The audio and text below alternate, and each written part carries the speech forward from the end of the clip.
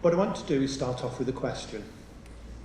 Which one amongst you is going to be the most extraordinary, the most amazing? He's going to do the most fantastic things. And by fantastic things, I don't necessarily mean the greatest athlete, the greatest scholar, the greatest doctor. I mean amazing in other ways. Being the best father, the best mother, the best friend. You may be, and you may become, an Oscar-winning actor. You may become a best-selling author.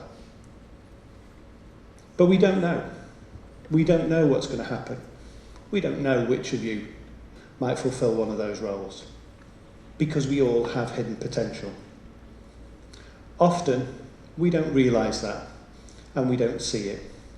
What I want to talk about today is looking beyond the obvious, looking beyond the assumptions, looking beyond what we see, looking beyond the blueprint, and looking at that potential.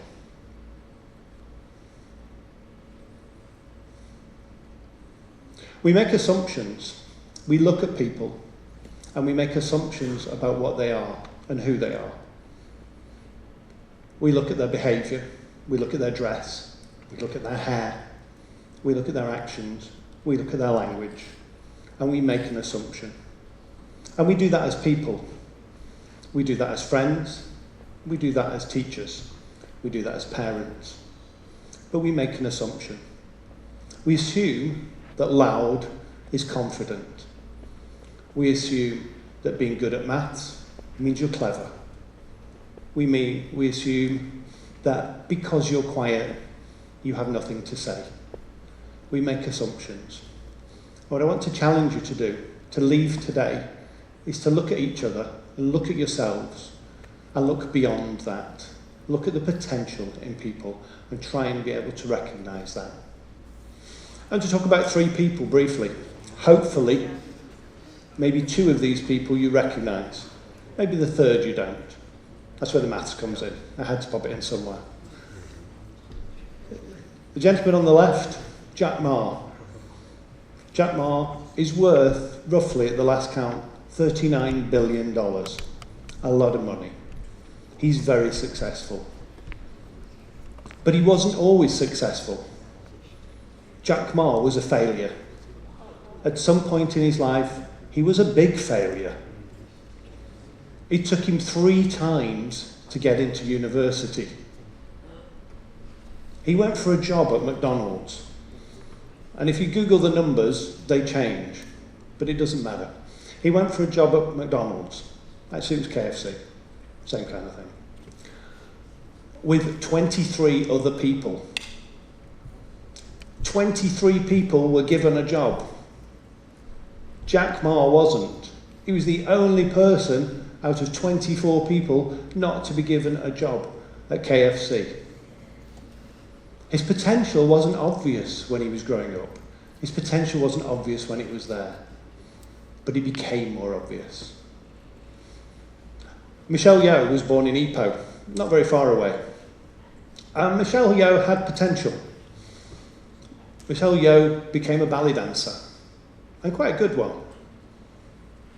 That's what she wanted to do. That was her goal. But she got injured, and she couldn't dance. So she went into beauty, and then she went into films. And very late on in life, she won an Oscar. She became the first Asian woman to win an Academy Award in the 95 years that it was there. She had potential, she spotted her own potential, but nobody, not even herself, could have seen that she would go on to win an Academy Award in Hollywood. I skipped to the mathematician at the end. I had to put a mathematician in there. It just kind of wouldn't have been me if I hadn't have done that. Katherine Johnson. Katherine Johnson was an amazing mathematician. Katherine Johnson worked for NASA in the 1950s and the 1960s. And she computed the flight plans and the flight trajectories of the Mercury and the Apollo missions and the moon landings. Her potential wasn't hidden in terms of not recognising her. She was hidden in terms of being put in a room away from everybody else. because she was an African American. And at that time, African Americans didn't mix with everybody else. So she was hidden away. Fortunately, NASA was a little bit more forward-thinking and recognised her potential. And she went on to become very successful and very, very important in the worlds of maths and science. Why do I talk about these, and how does it refer to you? Because initially, it wasn't obvious what they were going to go in to do. It wasn't obvious. People didn't spot it, and they themselves sometimes didn't spot it. The problem isn't that potential is rare. Potential is very common. You all have potential. We all have potential.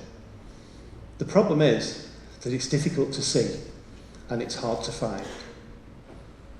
But that's our job as teachers, our job as friends, our job as brothers or sisters, mothers or fathers, is to try and look for that potential, to look deep into everybody and see what they might become, see what they have. Most of you are here, a kind of small little sapling, I'm a little bit more mature and grown and not quite in the early stages of growth.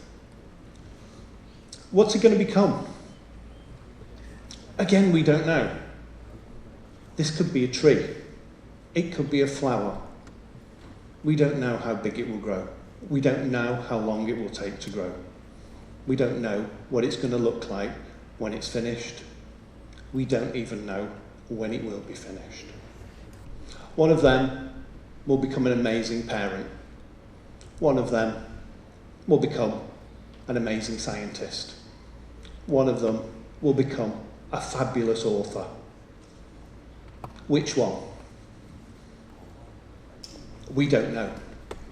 We can't tell. There is potential there, but we don't know, and we can't see it. I'm going to wrap up now, because my message isn't long. My message is very short. And this is to the younger people in the audience. We often recognise those people who are successful, those people who fail. What we don't recognise is potential. And we applaud success, and we applaud exam results. But I want to tell you today is that you do not have to stand out today. You do not have to be amazing right now. You can take your time. You can build. You can go slowly. You do not have to do it all at once. You do not have to stand out today to be extraordinary tomorrow. Thank you.